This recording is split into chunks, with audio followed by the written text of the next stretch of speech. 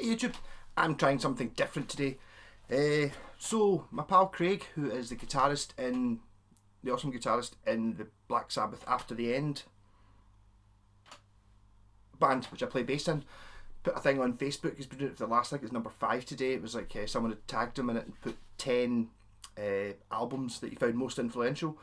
So I thought, yes, I'll do that. It took me a few days to work it out, and I decided I'm going to go one better and do a video of it so I can talk about it, because I was going to put like a wee paragraph, and I thought I sort of, I'll just speak. So these aren't in any order, and I've probably missed out some. Black Sabbath Sabotage.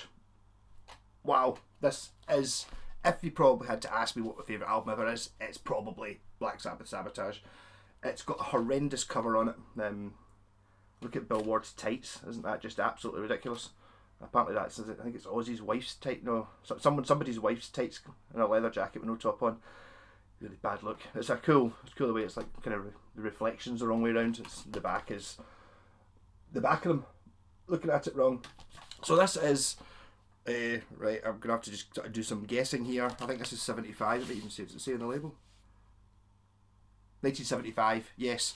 And when I used to buy these records, I used to write on it June 1994. I bought this in the Record Exchange in Glasgow.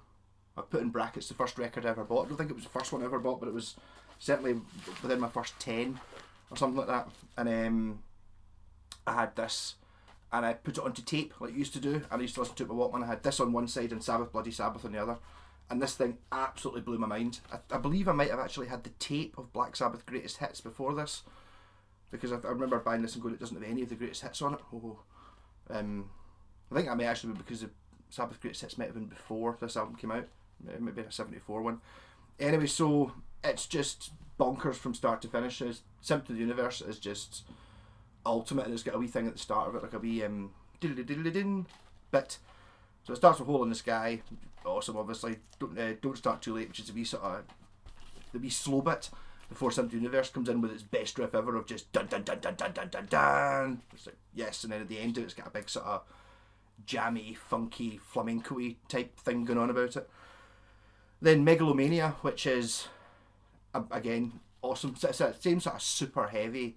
I mean, Sabbath were kind of like this album's not one that's recognised as one of their best ones. You know, your Paranoid in Volume 4 and Master Reality and Sabbath Bloody Sabbath, but they do. I love the way the Sabbath albums sort of progress through it. Like say, like it's kind of the way the Beatles did. Like if you had heard say they'd recorded a song during one of the albums but never released it, you could totally, and you heard that song, you could totally tell which album it's from, no problem, because they progress as such. Between this one and between the first album Black Sabbath and Never Say Die, they progressed anyway. Never Say Die was a little bit ropey, but still good. Yeah, second side, Thrill of It All. That's not a particular remember on. Supers Are is amazing. That's the one with the sort of gothic choir in it. That pure blew my mind when I first heard that as well. Sort of da da da da da and then Am I Going Insane Radio, which is a bit crazy. It starts with a baby crying, and it's just like all these atmospherics in it. It's awesome. And then the rip, which is just like a big doom-laden thing about splitting up with his wife or something like that, I think. But what a record. This one has got like a textured sleeve, and there's a secret track on the end of it, which I don't know if it's on the CD or anything like that. I did have a CD box set called the Ozzy Osbourne Years that didn't have it on the end, so if you get at the very end of the rip, kind of the whole album finishes, and then it kind of, if you turn the volume up, there's a wee sneaky 20-second or 30-second song called Blow on Drugs or something like that. Like doodle-doodle-doo, Blow on Drugs, which is quite interesting. Yeah, so I'll stick these videos to about, well, that's 4.5 minutes, so they'll probably all be about that length. Not really get that much else to say about it, but I've listened to this a gazillion times, and it's amazing.